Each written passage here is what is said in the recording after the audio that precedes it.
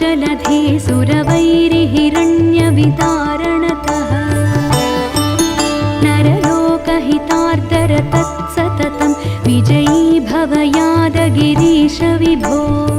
ఈరోజు మనము హైదరాబాద్ నుంచి 212 కిలోమీటర్ల దూరంలో ఉన్నటువంటి వేదాద్రి నరసింహస్వామి క్షేత్రానికి వచ్చేసాము. ఇది ఎగ్జాక్ట్ గా ఆంధ్రప్రదేశ్ లో కొలువై ఉంది.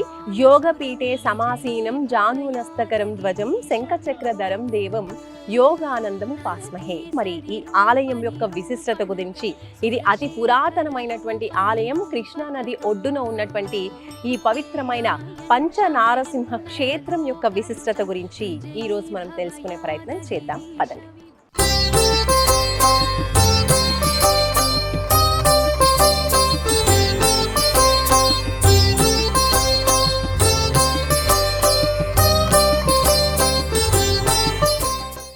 వేదాద్రి శ్రీ యోగానంద నరసింహస్వామి క్షేత్రంలో ఉన్నాము మనము. ఇక్కడ నా వెనకాల మీరు చూస్తున్నారు కదా, తూర్పు రాజగోపురం, అలాగే వెనుక వైపున ఇంకో రాజగోపురం ఉంటుంది, పడమటి రాజగోపురం. ఇలా 2 రాజగోపురాలు ఉంటాయి.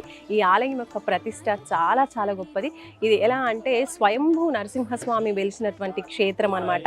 ఇక్కడ పంచ నరసింహస్వాముల్ని మనం చూడొచ్చు, అందుకనే పంచనారసింహ క్షేత్రం అని కూడా అంటుంటారు. మరి అటువంటి పవిత్రమైనటువంటి ఈ ఆలయంలోకి ప్రవేశిద్దాం.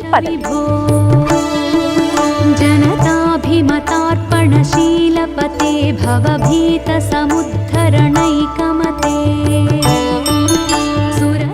ఇందాక మనము తూర్పు రాజగోపురం చూసాము, ఇప్పుడు ఇది పశ్చిమ రాజగోపురం అండి. అలాగే ఆలయంలో కూడా మనకి నరసింహస్వామి పశ్చిమ ముఖానే ఉంటారనమాట, అంటే ఇటువైపు ఫేసింగ్ గానే ఉంటారు.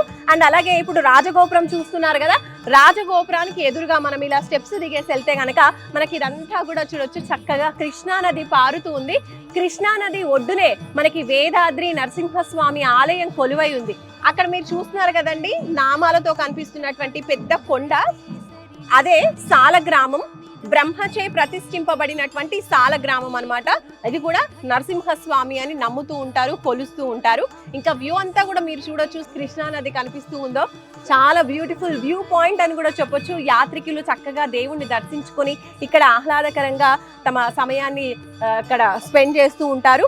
అయితే ఇక్కడ స్నానం చేసిన తర్వాత కూడా వచ్చేసి ఆలయంలో స్వామిని దర్శించుకుంటూ ఉంటారు. పంచ నరసింహ క్షేత్రాలు ఉన్నాయి ఇక్కడ. అందులో ముఖ్యంగా మనం ఇప్పుడు లోపలికి వెళ్ళి చూద్దాము.